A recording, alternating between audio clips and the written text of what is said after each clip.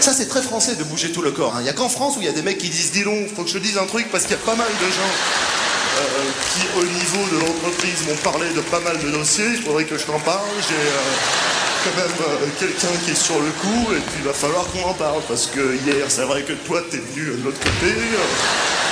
Il n'y a qu'en France, je te jure. Avec votre DVD, vous nous avez pissé de rire. Vous pissez tout le monde, c'est bien simple. Je vous vois, je pisse, je vous vois. Dans ce DVD particulièrement, on a essayé de faire quelque chose dans les bonus que j'avais pas fait avant. On va retrouver des moments qui me sont chers, que j'étais pas capable de mettre dans mes DVD précédents. Le titre « Papa est en haut », ça fait référence bien sûr à la berceuse qu'on connaît. Fais dodo, cola, mon petit frère, que j'analyse pendant le spectacle. Papa est en haut qui fait des gâteaux, maman est en bas qui fait des chocolats. Moi, je la trouve un peu absurde, cette chanson, parce que si on l'analyse, c'est quand même assez surréaliste.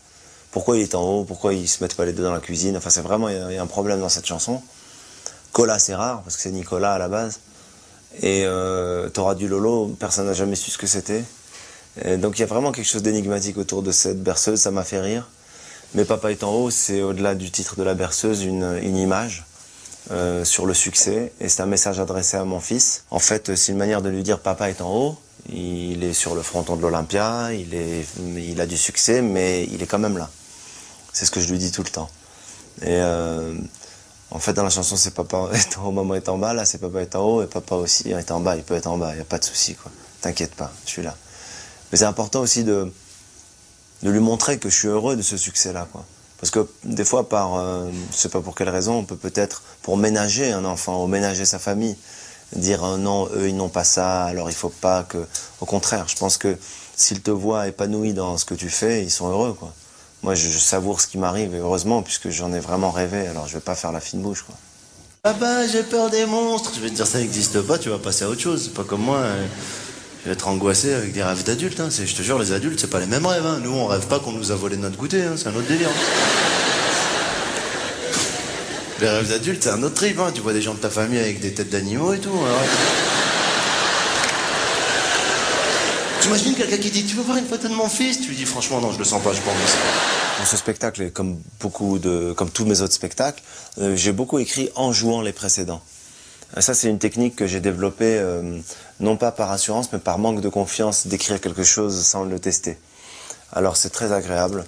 Quand je jouais L'autre c'est moi, je tentais des vannes et des petits bouts de ce spectacle-là.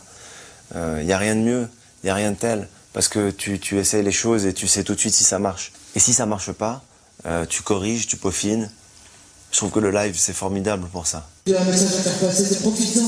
Oui, il y a une voiture avant. Moi, j'aime beaucoup l'interaction. D'ailleurs, c'est ce que je fais tous les soirs. Ça me donne la possibilité de sortir, quoi, tu vois, de sortir du spectacle. Mettons la musique de la discothèque, l'ambiance. Voilà. Et allumez la salle et faites danser. Venez danser, on peut. Voilà. Mais la musique plus fort, Eric. Parce que l'artiste qui te dit que tous les soirs il a envie de jouer le même texte pendant des années, moi j'y crois pas beaucoup. Hein. Il le fait, mais moi j'ai envie de m'amuser aussi. Je veux pas qu'il y ait que le public qui s'amuse, j'ai envie de prendre du plaisir. Et si j'en prends, je sais qu'ils vont kiffer. J'y vais, je prends du plaisir, je sors, j'improvise. Si je me casse la gueule, je leur dis que je me suis cassé la gueule. Mais j'ai besoin de sortir du texte. Musique libre de droit à mettre sur des images. La la la la. Sur des passages de voitures, des ouvertures de portes, balancer des essais de micro. Sur les chambres d'hôtel et des écharpes nouées autour du cou. Le trac, ça vient du ventre. Et oui, alors c'est un trac différent. Moi, je pense pas que le trac est le même tout le temps. On a des tracs pour des raisons différentes à chaque fois. Il y a le trac de la création. Est-ce que ce que j'ai écrit va être drôle? Chaque année, l'heure d'été, l'heure d'hiver en France, on connaît tous ce débat. Les Français prennent ça très à cœur avec cette grande discussion parmi tous les potes. Est-ce qu'on dort plus ou on dort moins? Il y a le trac de la capacité à être aussi drôle que la veille. Il y a le trac de l'appréhension du public de ce soir-là, de cette soirée-là, de ce jour, de ce moment. Est-ce qu'ils vont être comme ils étaient hier? Est-ce que moi, je vais être aussi bon qu'hier?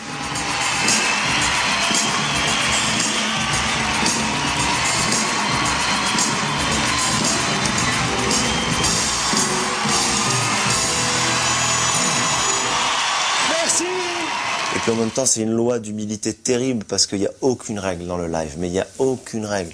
Tu peux avoir une patate de fou, avoir fait une sieste, avoir fait du sport, bien manger, tu es au top de ta forme, tu rentres sur scène, ton spectacle, il est bidon. Et le contraire. T'as pas dormi, t'es angoissé, t'es anxieux, tu sais pas pourquoi tu rentres sur scène et t'as besoin des gens, et ils sont là. Petit prince, allez, à demain j'ai une journée de fou.